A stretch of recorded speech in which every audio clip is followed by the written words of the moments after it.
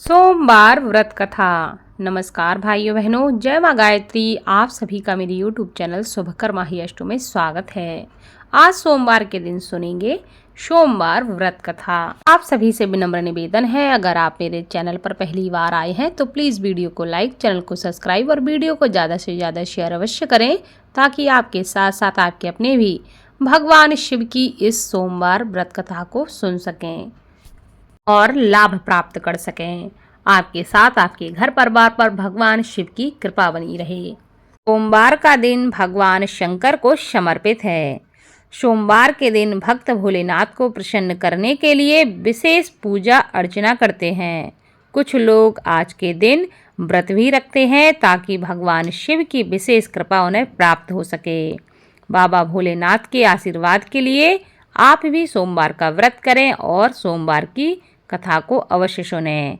भगवान शिव की कथा को सुनने से या सुनाने से भगवान शिव की विशेष कृपा प्राप्त होती है। प्राचीन कथा के अनुसार एक समय की बात है कि किसी नगर में एक साहूकार रहता था।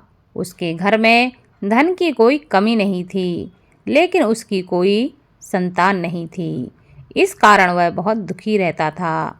पुत्र प्राप्ति के लिए वह प्रत्येक सोमवार का व्रत रखता था और पूरी श्रद्धा के साथ भगवान शिव के मंदिर जाकर भगवान शिव और माता गौरी की पूजा किया करता था।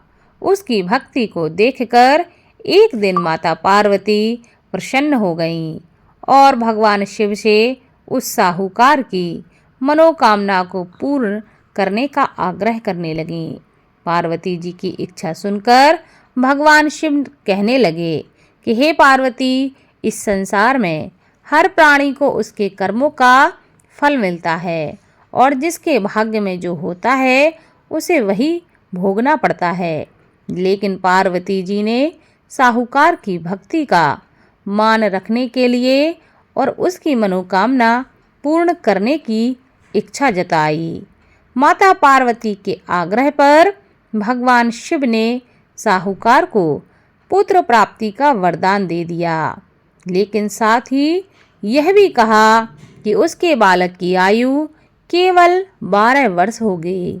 माता पार्वती और भगवान शिव की बातचीत वह साहूकार सुन रहा था। उसे ना तो इस बात की बहुत खुशी थी और ना ही बहुत दुख। वह पहले की भांति भगवान शिव की पूजा करता रहा। कुछ समय के बाद साहूकार के घर एक पुत्र का जन्म हुआ। वह बालक 11 वर्ष का हुआ तो उसे पढ़ने के लिए उसके माता पिता ने काशी भेज दिया। साहूकार ने पुत्र के मामा को बुलाकर उसे बहुत सारा धन दिया और कहा कि तुम इस बालक को काशी विद्या प्राप्ति के लिए ले जाओ और मार्ग में यज्ञ कराना। जहाँ भी यज्ञ कराओ वहाँ ब्राह्मणों को भोजन कराते जाना और दक्षिणा देते हुए ही जाना। दोनों मामा भांजे इसी तरह यज्ञ कराते और ब्राह्मणों को दान दक्षिणा देते काशी की ओर चल पड़े। रात में एक नगर पड़ा जहाँ नगर के राजा की कन्या का विवाह हो रहा था, लेकिन जिस राजकुमार से उसका विवाह होने वाला था वह एक आंख से काना था। राजकुमार के पिता ने अपने पुत्र के काना होने की बात को छुपाने के लिए एक चाल सोची। साहूकार के पुत्र को देखकर उसके मन में एक विचार आया। उसने सोचा, क्यों ना इस लड़के को दूल्हा बनाकर राजकुमारी से विवाह करा दूं। विवाह के बाद इसको धन देकर मैं विदा कर दूंगा और राजकुमारी को अपने नगर ले जाऊंगा। लड़के को दूल्हे के वस्त्र पहनाकर राजकुमारी से विवाह कराने के लिए उसने उसके मामा से प्रस्ताव रखा।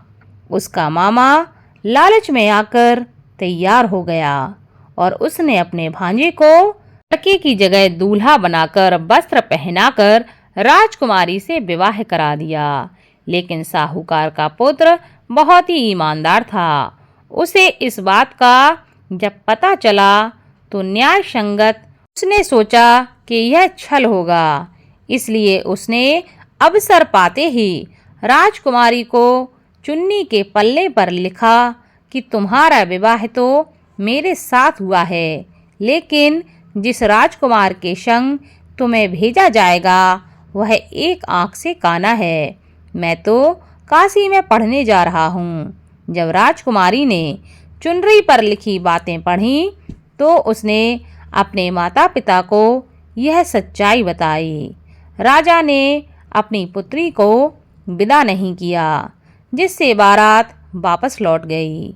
दूसरी ओर साहूकार का लड़का और उसका मामा काशी पहुँचे और वहां जाकर उन्होंने यज्ञ किया। जिस दिन लड़के की आयु 12 साल की हुई, उसी दिन यज्ञ रखा गया।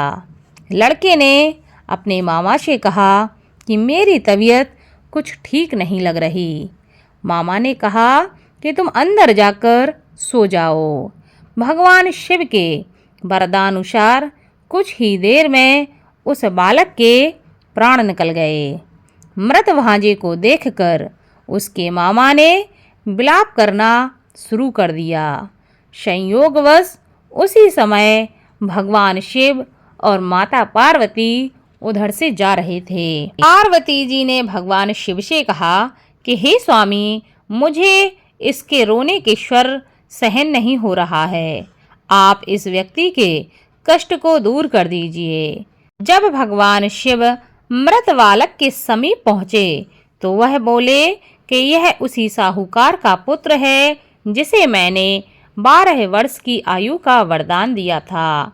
आज इसकी आयु पूरी हो चुकी है, लेकिन मातृभाव से विभोर माता पार्वती ने कहा कि हे महादेव, आप इस बालक को और आयु देने की कृपा करें, अन्यथा इसके वियोग में इसके माता पिता भी तड़प तड़प कर मर जाएंगे। माता पार्वती के आग्रह पर भगवान शिव ने उस लड़के को जीवित होने का वरदान दिया। भगवान शिव की कृपा से वह लड़का जीवित हो गया। शिक्षा समाप्त करके लड़का मामा के साथ अपने नगर की ओर चल दिया। दोनों चलते हुए उसी नगर में पहुँचे जहाँ उसका विवाह उस कन्या से हुआ था। उस नगर में भी उन्होंने यज्ञ का आयोजन किया। उस लड़के के ससुर ने उसे पहचान लिया और उसे अपने महल में लेकर आ गए और उसकी बहुत खातिरदारी की और अपनी पुत्री को विदा किया। इधर साहूकार और उसकी पत्नी भूखे प्यासे रहकर बेटे की प्रतीक्षा कर रहे थे। उन्होंने प्रण ले लिया था कि यदि उन्हें अपने बेटे की मृत्यु का समाचार मिला तो वह भी अपने प्राण त्याग देंगे। परंतु अपने बेटे के जीवित होने का समाचार पाकर वह बेहद प्रसन्न हुए। उसी रात भगवान शिव ने व्यापारी के स्वप्न में आकर कहा, हे श्रेष्ठी, मैंने तुम्हारे पुत्र को जीवन दान दिया है। मैं तुम्हारे सोमवार के व्रत करने और व्रत कथा सुनने से प्रसन्न होकर तुम्हें यह वरदान देता हूँ कि तुम्हारे पुत्र की आयु लंबी होगी। इसी प्रकार जो भी अपने पुत्र की लंबी आयु के लिए या अपनी मनोकामना के लिए इसी प्रकार जो भी सोमवार का व्रत करेगा और कथा को सुनेगा या कथा को पढ़ेगा, उसके सभी दुख दूर होंगे और उसकी समस्त मनोकामनाएं पूरी होगी। उसके जीवन में किसी भी प्रकार का कष्ट संकट नहीं रहेगा। इस प्रकार भगवान शिव ने उस व्यापारी के दुख को दूर किया, वैसे ही सबके दुख को दूर करना।